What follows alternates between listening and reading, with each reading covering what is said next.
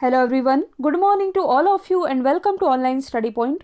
दोस्तों, आज है 2 मई और आज के इस वीडियो में हम 2 मई से रिलेटेड करंट अफेयर के सभी इंपॉर्टेंट क्वेश्चन को कवर करने वाले हैं। तो यदि आप लोगों को इस वीडियो की पीडीएफ चाहिए तो आप हमारे इस मोबाइल एप्लीकेशन को भी इंस्टॉल कर सकते हैं, जिसकी लिंक डिस्क्रिप्शन बॉक्स में दी हुई है। तो चलिए स्टार्ट करते हैं। हमारा पहला क्वेश्चन, किस देश में दुनिया का सबसे लंबा पैदल यात्री पुल ये खोला गया है? तो दुनिया का सबसे लंबा पैदल यात्री पुल जो कि खोला गया है पुर्तगाल में। अब ये है क्या पैदल यात्री पुल? तो ये एक ऐसा पुल है जो कि यात्रियों के आने जाने के लिए खोल दिया गया है, जो कि आप इमेज में देख पा रहे हैं। और ये दुनिया का सबसे लंबा पैदल यात्री पुल है, जिसकी जो लंबाई है ये है 516 मीटर। 516 मीटर ये लंबा है और 175 मीटर की ऊंचाई पर यह बनाया गया है, जो कि ओपन किया गया है पुर्तगाल में। पुर्तगाल जो कि एक यूरोपीय कंट्री है, इसकी लोकेशन कुछ यहाँ पास स्थित है। पुर्तगाल की कैपिटल क्या है? तो ये है लिस्बन। इसकी करेंसी है यूरो। यहाँ के दोबारा से प्राइम मिनिस्टर ये एंटोनियो कोस्टा बनाए गए हैं और राष्ट्रपति कुछ समय पहले ही बने हैं, मार्सेलो रेबेलो। इसके अलावा जो प्रसिद्ध फुटबॉलर हैं क्रिस्टियानो रोनाल्डो, ये भी पुर्तगाल से बिलोंग करते हैं। दुनिया के पहले अरबपति फुटबॉलर ये क्रिस्टियानो रोनाल्डो ही है। और जो पुर्तगाली यात्री था जिसका नाम था वास्को डी गामा, इसने भारत की खोज की थी। कब की थी? 1498 में। आसपास की यदि आप लोकेशन देखेंगे तो ये तो है पुर्तगाल, ये है स्पेन। कई बार एग्जाम में पूछा जाता है कि इबेरिया कंट्री ये किसे कहते हैं? तो ये पुर्तगाल और स्पेन को ही कहा जाता है। इसके अलावा स्पेन के ऊपर मतलब इधर वाली जो पूरी लोकेशन ये यूरोप महाद्वीप की है, और नीचे में ये जो आप देख रहे हैं मोरक्को, इधर से अफ्रीका महाद्वीप लग जाता है। तो स्पेन और मोरक्को इन दोनों के ही बीच में एक स्ट्रेट है जिसका नाम है जिब्राल्टर स्ट्रेट, और इसी स्ट्रेट के माध्यम से यूरोप और अफ्रीका महाद्वीप अलग होते हैं। अब यहाँ बात की जा रही है दुनिया के सबसे लंबे की, तो यहाँ कुछ क्वेश्चन हैं जो कि वन लाइनर फॉर्मेट में मैंने रखे हैं।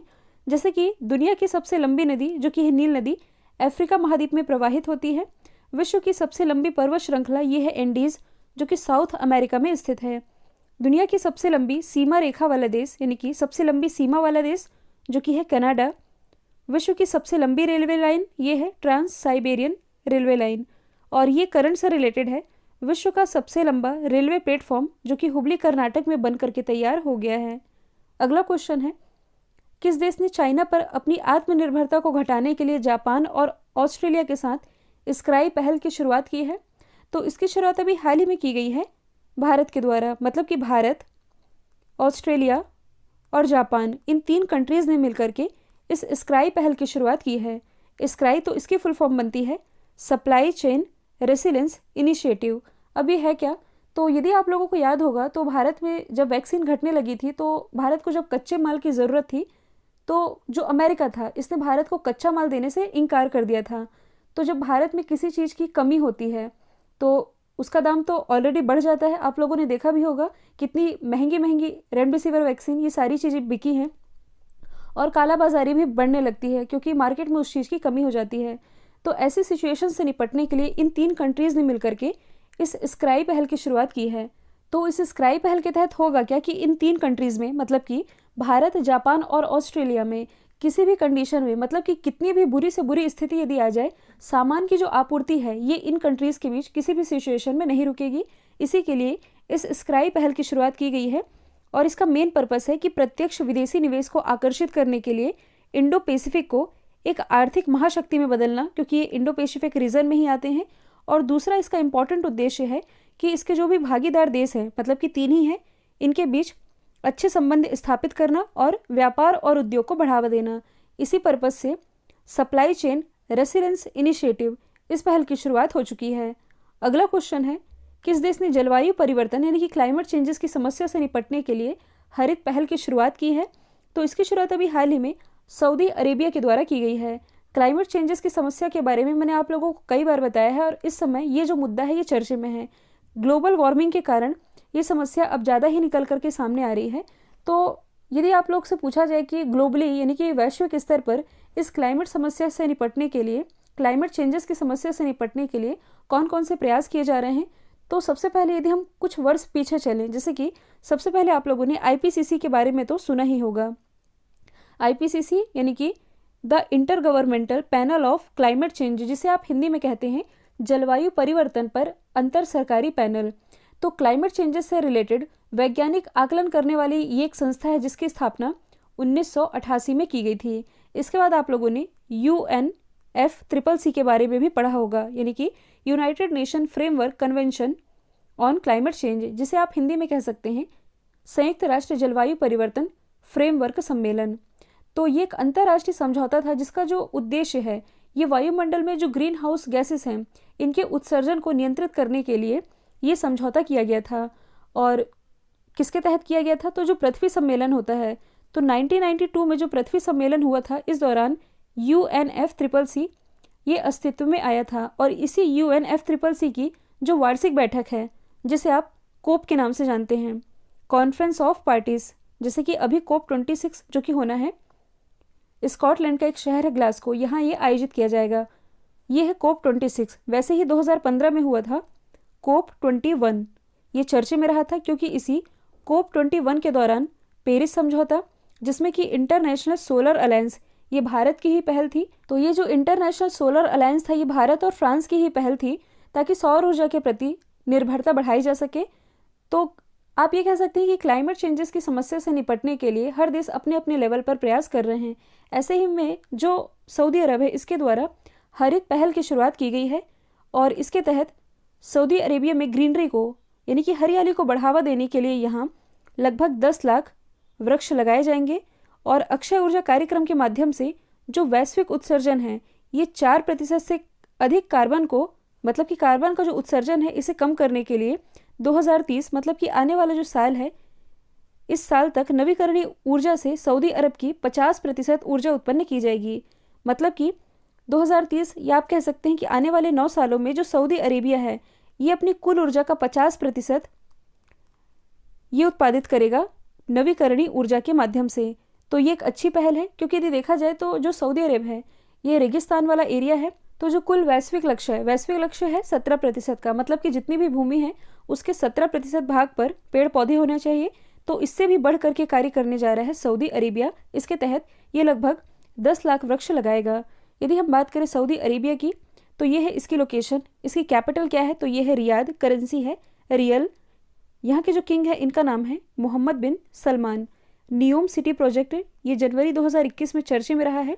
ये सऊदी अरेबिया के द्वारा ही शुरू किया गया है और यहाँ की जो संसद है इसका नाम है मजलिस अल शूरा।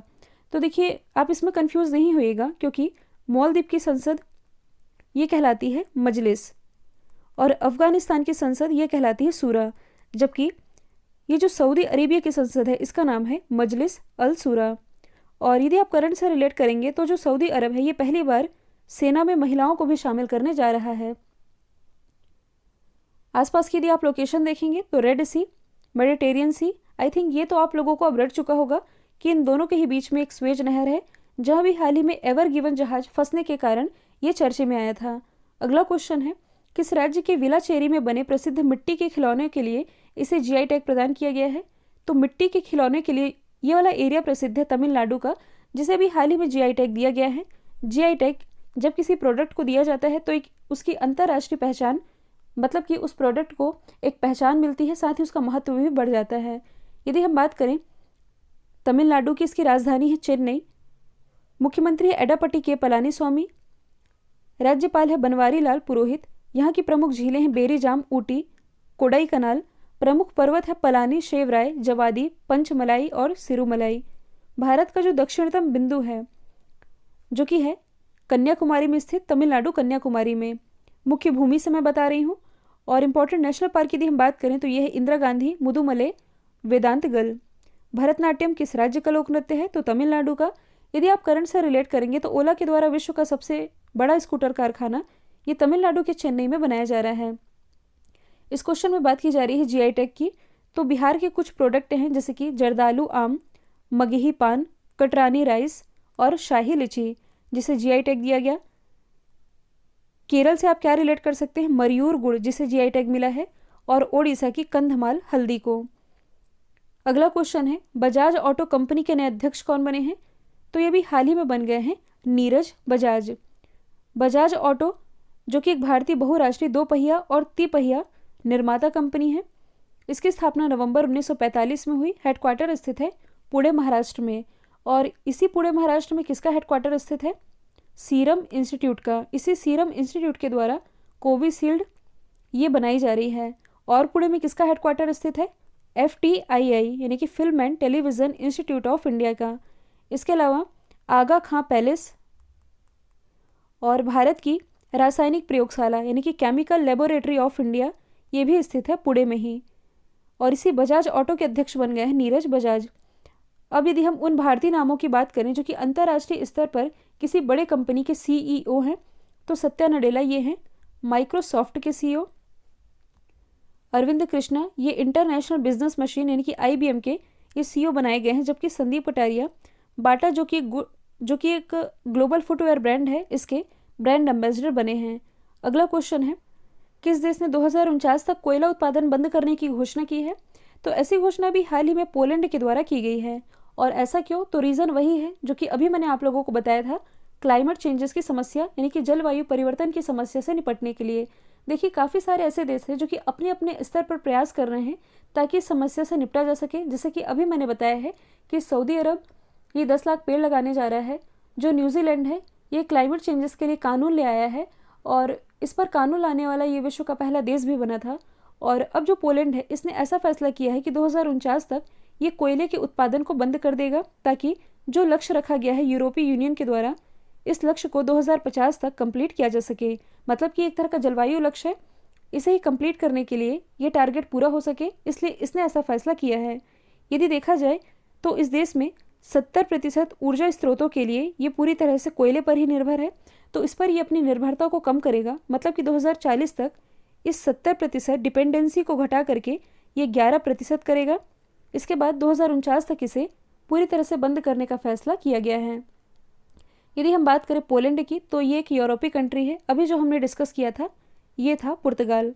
पोलैंड की यदि हम बात करें तो इसकी राजधानी क्या है? वारसा। करेंसी है पॉलिश ज्लोटी। आसपास की यदि आप लोकेशन देखेंगे तो ये है बाल्टिक सी, और बाल्टिक सी के किनारे ही ये जो 3 देश आप लोगों को दिख रहे हैं, एस्टोनिया, लातविया और लिथुआनिया, यही कहलाती है बाल्टिक कंट्रीज़। इसके अलावा पोलैंड से आप और क्या रिलेट कर सकते हैं? तो इसी पोलैंड में एक शहर है जिसमें कि एक चौराहे का नाम हरिवंश राय बच्चन जी, जो कि अमिताभ बच्चन जी के पिताजी हैं, इनके नाम पर रखा गया है। अगला क्वेश्चन है, एक्सिस बैंक के MD CEO ये कौन बने हैं? तो ये दोबारा से बन गए हैं अमिताभ चौधरी, और इनकी जो नियुक्ति है ये अगले 3 सालों के लिए की गई है। तो इनका जो नया कार्यकाल है ये 1 जनवरी 2022 से शुरू होगा और दिसंबर 2024 तक जारी रहेगा। एक्सिस बैंक की स्थापना 1993 में की गई थी। हेडक्वार्टर मुंबई महाराष्ट्र में स्थित है। यदि हम बात करें शशिधर जगदीशन की, तो ये HDFC बैंक के MD CEO हैं। अतनु कुमार दास ये है बैंक ऑफ इंडिया के MD CEO। संजीव चड्डा ये हैं बैंक ऑफ बड़ौदा के MD CEO। अगला क्वेश्चन है, किस राज्य सरकार ने द कोरोना वॉरियर्स योजना की शुरुआत की है? इसकी शुरुआत अभी हाल ही में मध्य प्रदेश गवर्नमेंट के द्वारा की गई है। और इस योजना के तहत जो भी हेल्थ वर्कर है, यदि ये कार्य के दौरान दिवंगत हो जाते हैं, यानी कि उनकी यदि मौत हो जाती है, तो उनके परिवार की जो जिम्मेदारी है ये राज्य सरकार उठाएगी और राज्य सरकार के द्वारा उस दिवंगत आत्मा का जो परिवार है, इनकी फैमिली को 50 लाख रुपए ये प्रदान किए जाएंगे। ऐसा ही फैसला किया है मध्य प्रदेश गवर्नमेंट ने। तो हम मध्य प्रदेश से रिलेटेड कुछ एक्स्ट्रा फैक्ट की बात कर लेते हैं। राजधानी, मुख्यमंत्री, राज्यपाल, ये तो आप लोगों को रट ही चुका होगा। मध्य प्रदेश में स्थित है भीमबेटका, जिसे कि यूनेस्को के वर्ल्ड हेरिटेज साइट में शामिल किया गया था 2003 में। देखिए मध्य प्रदेश में 3 स्थल हैं जिसे कि यूनेस्को के वर्ल्ड हेरिटेज साइट में शामिल किया गया है। एक तो है खजुराहो, जिसे 1986 में शामिल किया गया। दूसरा है सांची का स्तूप, जिसे 1989 में शामिल किया गया। 2003 में शामिल किया गया है इस भीमबेटका को। और भीमबेटका से आप लोगों को क्या याद आता है? इसी भीमबेटका में अभी हाल ही में कुछ दिन पहले की बात है, दुनिया के सबसे पुराने जानवर के जीवाश्म की खोज की गई है, जिसका नाम है डिकिंसोनिया। भारत में सबसे ज़्यादा नेशनल पार्क ये मध्य प्रदेश में ही है। कान्हा बांधवगढ़, सतपुड़ा वन विहार, माधव पन्ना फॉसिल, संजय गांधी। और हाल ही में मतलब कि काउ टैक्स की शुरुआत करने वाला पहला राज्य ये मध्य प्रदेश ही बना है। कोरोना से बचाव के लिए एक जन जागरूकता अभियान है किल कोरोना अभियान, मेरा मास्क मेरी सुरक्षा अभियान, इन सभी की शुरुआत मध्य प्रदेश गवर्नमेंट के द्वारा ही की गई है। अंतर्राष्ट्रीय श्रम दिवस यानी कि इंटरनेशनल लेबर डे ये कब मनाया गया? तो ये 1 मई को मनाया जाता है। तो दुनिया में जितने भी मजदूरों का संघ है, इनके समर्पण और प्रतिबद्धता का ये एक जश्न है जो कि 1 मई को मनाया जाता है और ये इंटरनेशनल लेबर ऑर्गेनाइजेशन के द्वारा मनाया जाता है। यानी कि अंतर्राष्ट्रीय श्रम संगठन, इसकी स्थापना 1919 में हुई थी। हेडक्वार्टर जेनेवा स्विट्जरलैंड में है। इसके अध्यक्ष हैं गाय राइडर। हाल ही में सोली सोरभ जी का निधन हुआ है। ये एक प्रसिद्ध अटॉर्नी जनरल थे सोली सोरभ जी, जिनकी इमेज आप देख पा रहे हैं। और जो सोली सोरभ जी थे ये 2 बार तक भारत के अटॉर्नी जनरल रहे हैं। अच्छा, अटॉर्नी जनरल ये होते क्या हैं? तो ये भारत सरकार का मुख्य कानूनी सलाहकार होता है। तो ये 2 बार तक अटॉर्नी जनरल रहे और 2002 में इन्हें पद्म विभूषण से भी सम्मानित किया गया था। और मैंने आप लोगों को कई बार बताया है कि भारत में 4 लोग हैं जिन्हें ऑर्डर ऑफ ऑस्ट्रेलिया, जो कि ऑस्ट्रेलिया का हाईएस्ट सिविलियन ऑनर है, इससे सम्मानित किए गए हैं। ये 4 लोग कौन कौन हैं? तो पहली तो है मदर टेरेसा। अब आप लोग कहेंगे मदर टेरेसा ये तो भारतीय नहीं है, लेकिन इन्होंने नागरिकता तो ले ली थी ना इंडिया की। तो मदर टेरेसा, इन्हें 1982 में सम्मानित किया गया, मतलब कि ऑर्डर ऑफ ऑस्ट्रेलिया मिला था। 2006 में मिला था सोली सोरभ जी को, यही अटॉर्नी जनरल है जो। इसके बाद जो सचिन तेंदुलकर है क्रिकेटर, इन्हें मिला 2012 में। और अभी हाल ही में, मतलब कि लास्ट ईयर, बायोकॉन के जो संस्थापक है किरण मजुमदार साहब, इन्हें ऑर्डर ऑफ ऑस्ट्रेलिया से नवाजा गया है। और ये वाली जो न्यूज़ है मैं कल ही रखने वाली थी, लेकिन आप लोगों ने देखी भी होगी तो मैं नहीं रख पाई थी। आज मैं आप लोगों को बता देती हूँ। वरिष्ठ टीवी पत्रकार थे रोहित सरदाना, इनका भी हाल ही में हार्ट अटैक के कारण निधन हुआ। हालांकि ये कोविड-19 से भी गुजर रहे थे, इनका इलाज चल रहा था, तो दिल का दौरा पड़ने के कारण इनका निधन हो गया 41 वर्ष की आयु में। आज तक ये एंकर थे और इनका एक डिबेट शो आता था, यदि आप लोगों ने देखा होगा, जिसका नाम है दंगल, जिसे कि ये होस्ट किया करते थे।